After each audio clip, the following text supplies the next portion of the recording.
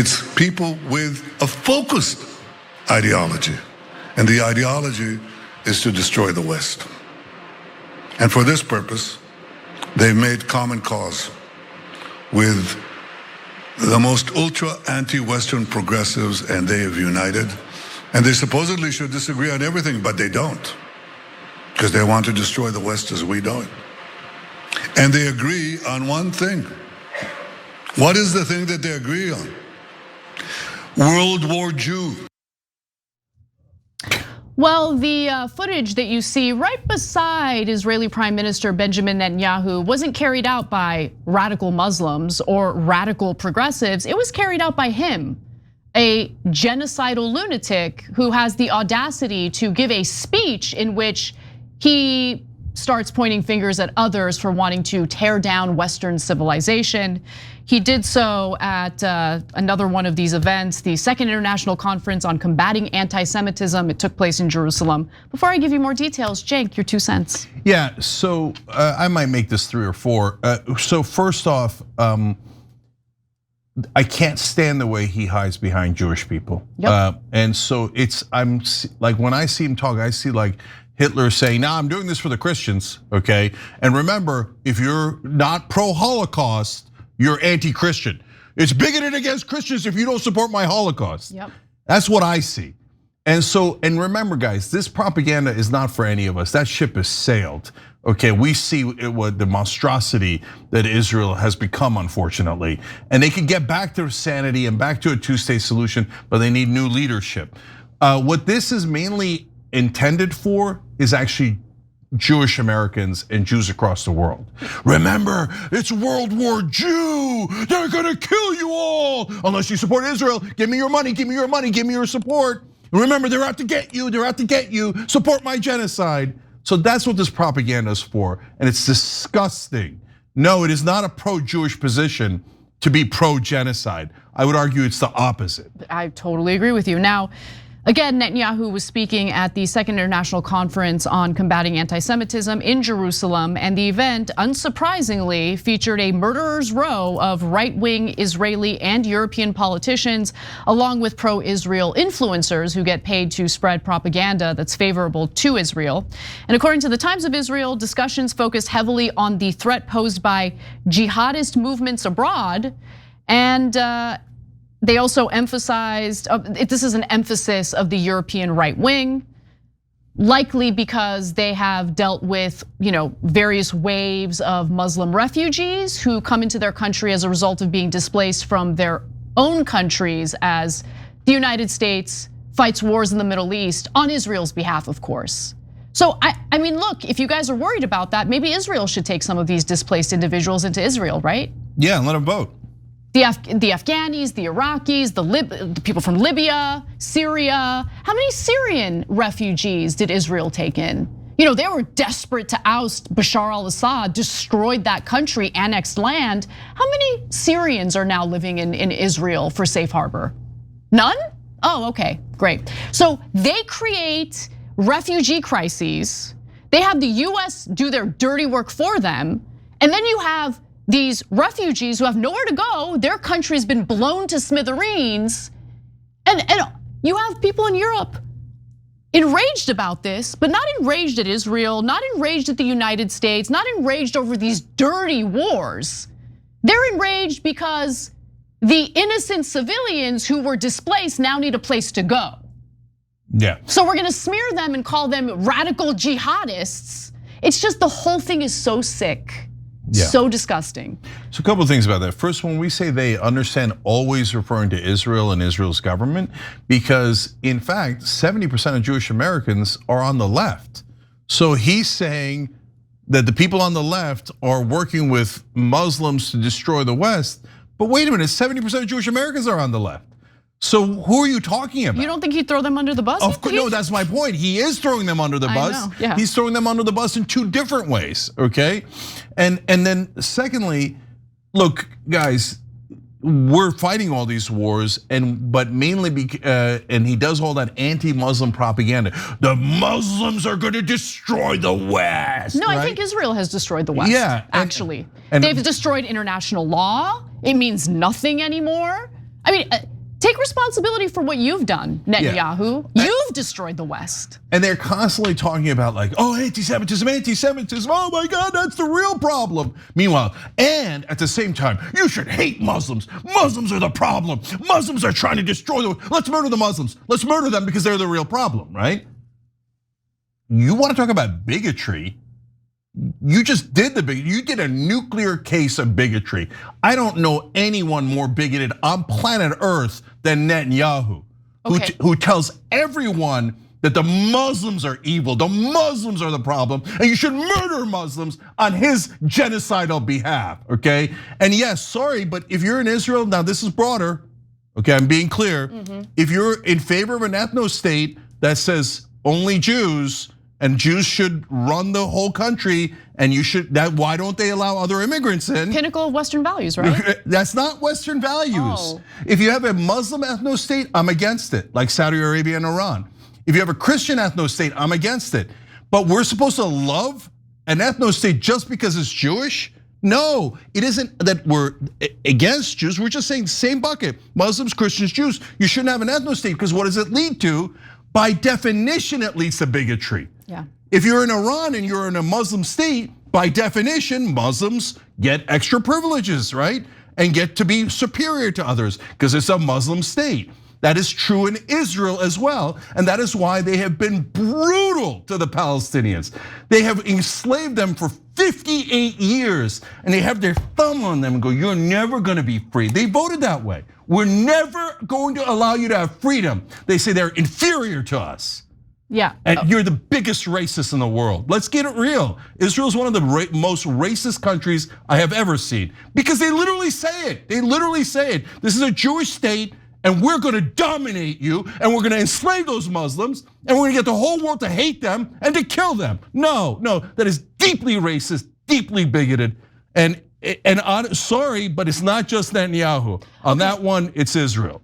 So we're gonna pause for a second because I couldn't help but notice that we've got some fresh new B-roll, stock imagery of, I'm assuming, individuals who are supposed to be Muslim, and I thought it was fun. So can we pull that up for a second, please, while I talk about, just fun videos.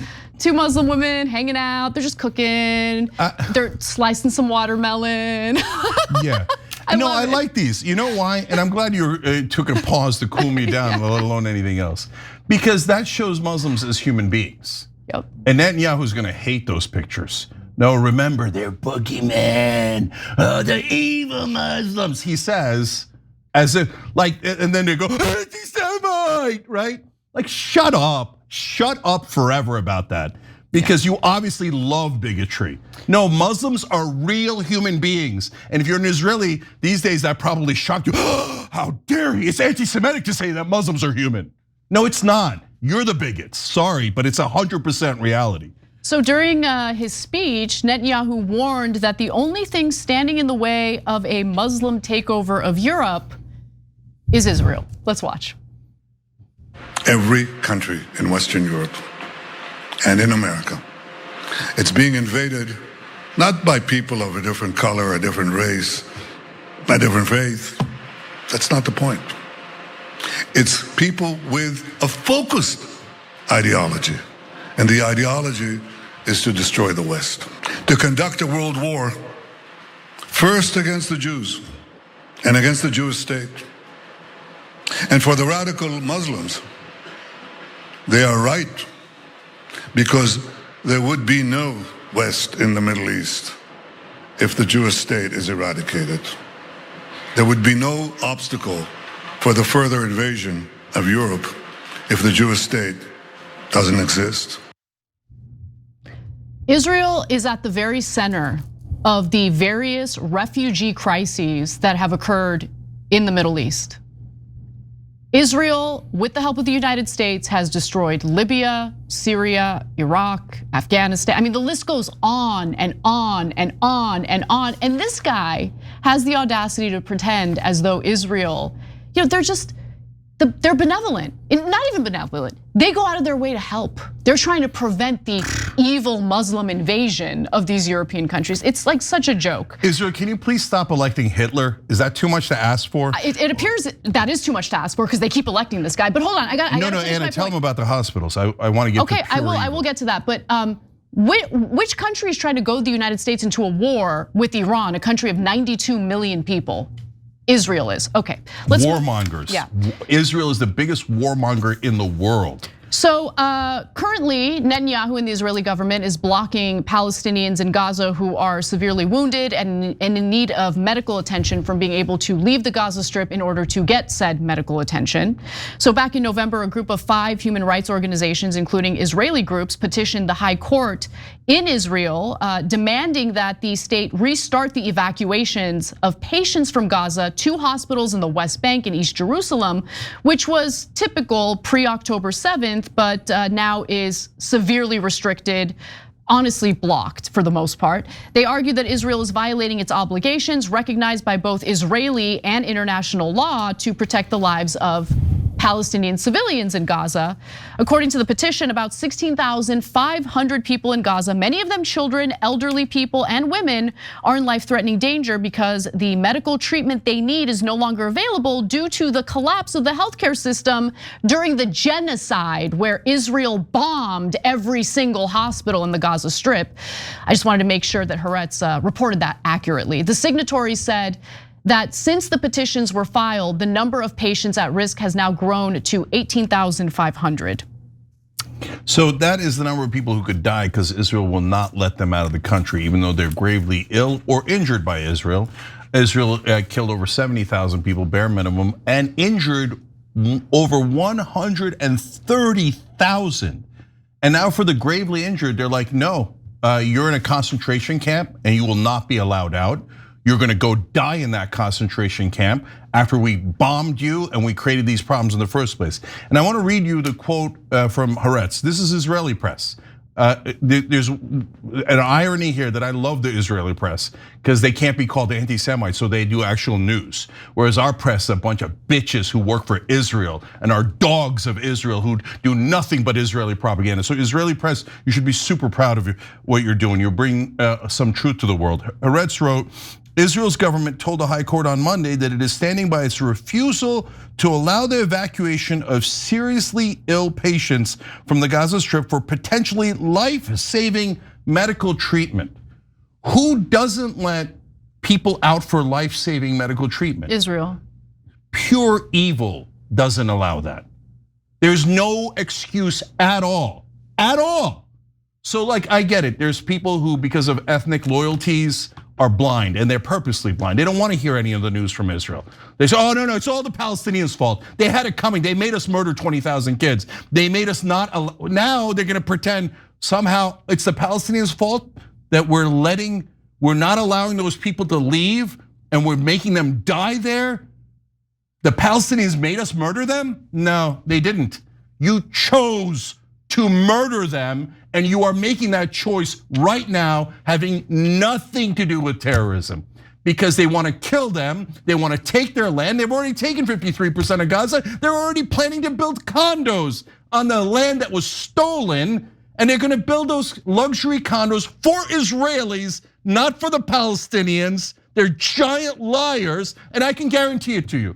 No way, unless something dramatically changes, there's no way they're gonna let the Palestinians have that. What they're gonna do is they're gonna build it they're gonna get United Arab Emirates and others to give them billions of dollars, and they're gonna build condos for themselves on the graves of dead Palestinian children.